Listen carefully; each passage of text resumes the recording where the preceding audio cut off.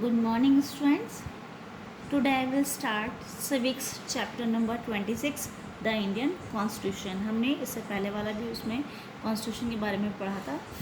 आज हम इसमें फंडामेंटल राइट्स और ड्यूटीज़ के बारे में पढ़ेंगे. ठीक है, कॉन्स्टिट्यूशन में जो आपको फंडामेंटल राइट्स दिए गए उसके बारे में हम आगे इस चैप्टर में पढ़ेंगे. और जो ड्यूटीज़ है हमारी नीति निर्देशक तत्व जो होते हैं स्टेट के लिए, ठीक है, और हमारे जो मौलिक अधिकार जिसको बोलते हैं हम फंडामेंटल राइट्स, जो हमको संविधान या कॉन्स्टिट्यूशन के द्वारा दिए गए. ठीक है, तो फर्स्ट आपके ये है इसमें चैप्टर में फंडामेंटल राइट्स.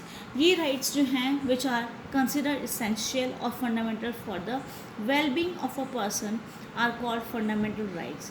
ये मौलिक अधिकार कहलाते हैं कि कैसे जो राइट वो अधिकार जो कि आपके लिए इसेंशियल है, आपके लिए ज़रूरी है, फंडामेंटल है. किसके लिए ज़रूरत है आपको? आप लोगों के जितने भी लोग यहाँ पे रहते हैं, सिटीजन जो भी पर्सन यहाँ रहते हैं, उनके जो हैं उन सभी के लिए अच्छे रहने के लिए, उन सबके अच्छे के लिए जो है ये हमारे फंडामेंटल राइट्स दिए गए. तो यही अधिकार हमारे फंडामेंटल राइट्स कहलाते हैं. ठीक है, ये they play a great part in the all round development of a person. किसी भी पर्सन के, किसी भी व्यक्ति के संपूर्ण व्यक्तित्व का विकास करने के लिए जो आपके ऑलराउंड डेवलपमेंट होता है एक व्यक्ति का, वो करने के लिए जो इसका इम्पॉर्टेंट रोल होता है हमारे फंडामेंटल राइट्स का. ठीक है, ये आपके संविधान में जो भाग टुकड़ों में बटा हुआ है संविधान, तो उसमें पार्ट थर्ड, भाग 3 में या पार्ट थर्ड में जो है आपके संविधान में जो हमारा है part third of the constitution of India exclusively deals with the fundamental rights. यानी हमारे संविधान के भाग 3 में आपके मौलिक अधिकार या फंडामेंटल राइट्स आपके संविधान में दिए गए हैं. Constitution has conferred the following 7 rights on the citizens of India. हमारे को जो है ये 7 राइट्स दिए गए हैं या अधिकार दिए गए हैं, उनको हम पढ़ेंगे. ठीक है, right to equality, right to freedom, right against exploitation, right to freedom of religion, cultural and educational rights, right to constitutional remedies and right to education. ये 7 मौलिक अधिकार आपको दिए गए हैं. ठीक है, इसको हम आगे क्लियर करेंगे. इन 7 को जो है, 7 जो आपके जो राइट्स दिए गए फंडामेंटल राइट्स, उनको आगे क्लियर करेंगे, एक्सप्लेन करूँगी मैं आपको इसमें.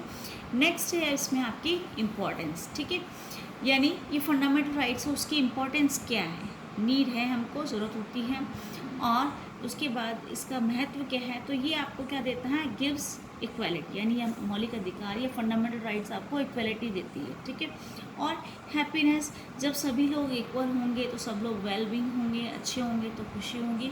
And save from any exploitation, और किसी भी तरीके से किसी भी प्रकार का जो एक्सप्लॉयटेशन या शोषण होता है किसी भी तरीके से, तो ये अधिकार आपको जो है उससे रक्षा करता है. यानी आप लोगों को सेव करने के लिए, आपकी सेफ्टी के लिए राइट्स जो है, सबको इक्वालिटी देने के लिए राइट्स है, इसलिए इसकी इतनी इम्पोर्टेंस है. फर्स्ट राइट हम पढ़ेंगे. अभी मैंने आपको 7 राइट्स बताए थे, उसमें से फर्स्ट है आपका राइट टू इक्वालिटी, यानी समानता का अधिकार. ठीक है, seeks to undo these wrongs untouchability as old caste system. आपके ब्रिटिश जो है समय था, ब्रिटिश कालीन जो था समय, उस समय से लेकर के देखें उससे पहले से भी आपके जो हैं एज ओल्ड जो कास्ट सिस्टम था, आपके वर्ण व्यवस्था थी, आपके ब्राह्मण लोगों को उच्च माना जाता था, और जो अछूत व्यवस्था आपके सोसाइटी में थी, ये सब चीज़ें जो हैं, ये सब चीज़ें गलत हैं. इनको जो है रोकने के लिए राइट टू इक्वलिटी आपको दिया गया है, जिसमें सबको समान अधिकार है किसी भी रूप से. ठीक है, no discrimination will be done on the basis of caste, religion, race, place of birth या सेक्स, या किसी भी तरीके से किसी भी आधार पे आपके साथ भेदभाव नहीं होगा. इक्वलिटी दी जा रही है, आपको समानता दी जा रही है, आप लोग सब बराबर है. किसी भी जाति धर्म के आधार पे आपके साथ जो है डिस्क्रिमिनेशन या भेदभाव नहीं होगा, यानी आप में कोई अंतर नहीं किया जाएगा, डिफरेंस नहीं होगा. ठीक है, constitution puts an end to all titles. उसके अलावा जो आपको उपाधियां दी जाती थी, जैसे राय साहब, खान बहादुर, ठीक है, राय बहादुर, ये सब जो हैं, ये उपाधियां उनको भी ख़त्म कर दिया गया, यानी सब लोग इक्वल है, कोई ऊपर नहीं है. ठीक है, आर्टिकल 18 जो है आपके संविधान में, वो प्रोहिबिट करता है, उसको निषेध करता है the state from awarding such titles, यानी स्टेट यानी राज्य को भी वो मना करता है, निषेध करता है, स्ट्रिक्टली जो है बैन कर दिया इस पर कि ये टाइटल्स नहीं देने, अवॉर्ड करने ही नहीं है। ओनली कौन सी होंगी? Only military medals and academic degrees can be conferred, यही दिए जा सकते हैं, बाकी और टाइटल्स वगैरह सब उन्होंने रद्द कर दिए हैं। यानी इस हिसाब से सबको समान अधिकार दिया गया है, सब लोग समान हैं। नेक्स्ट आपका फंडामेंटल राइट आता है राइट टू फ्रीडम, ठीक है, यानी स्वतंत्रता का अधिकार, फ्रीडम, ठीक है। फ्रीडम में आपको फ्री हैं आप लोग किसी भी तरीके से क्या करने के लिए, freedom of speech and expression, आप कोई भी भाषण दे सकते हैं, एक्सप्रेस कर सकते हैं अपने व्यूज़ को, ठीक है। इसको हम आगे भी पढ़ेंगे कि किस तरीके से, ठीक है। यानी आप स्पीच दे सकते हैं, एक्सप्रेशंस कर सकते हैं अपनी व्यूज़ को, लेकिन वो दूसरों के खिलाफ नहीं होना चाहिए, ठीक है। आगे हम इसको क्लियर करेंगे। To assemble peacefully and without arms, बिना हथियार के आप जो है असेंबल हो सकते हैं, सभा कर सकते हैं, लेकिन शांतिपूर्वक तरीके से, ठीक है, लेकिन हथियारों को साथ में लेकर के नहीं, ठीक है। To move freely throughout the territory of India, आप कहीं भी जा सकते हैं, ठीक है, ऑल ओवर इंडिया में। To reside and settle in any part of the country, आप कहीं भी रह सकते हैं, कहीं भी सेटल हो सकते हैं। To form association and unions, आप किसी भी संघ को बना सकते हैं, यूनियन बना सकते हैं, ठीक है। टू प्रैक्टिस एनी प्रोफेशन और to carry on any occupation, trade और बिजनेस, आप किसी भी प्रकार का प्रोफेशन अपना सकते हैं, कहीं पे भी आप काम कर सकते हैं, किसी भी तरह का बिजनेस आप कर सकते हैं, यानी आपको सारी स्वतंत्रता है, कहीं भी रहने का, स्पीच देने का, पीसफुली आप असेंबल हो सकते हैं, संघ बना सकते हैं आप लोग, एसोसिएशन बना सकते हैं, यानी संघ बना सकते हैं, यूनियन बना सकते हैं, कोई भी काम कर सकते हैं, ठीक है। ये सब फ्रीडम आपको दी गई है।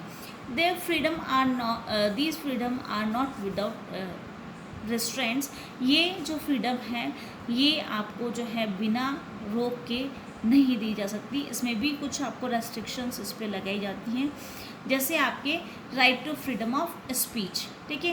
कैसे आपको बाध्यता करते हैं उसमें कि राइट टू स्पीच जो है does not mean that we can speak anything against anybody, ये जो आपको अधिकार दिया गया राइट टू स्पीच, इसका मतलब ये नहीं कि आप कैसे भी संदेश दे सकते हैं, कुछ भी अपने व्यूज़ दे सकते हैं किसी और के अगेंस्ट, ठीक है। यानी आपको अधिकार तो है स्पीच देने का, लेकिन वो किसी के अगेंस्ट नहीं होना चाहिए, क्लियर।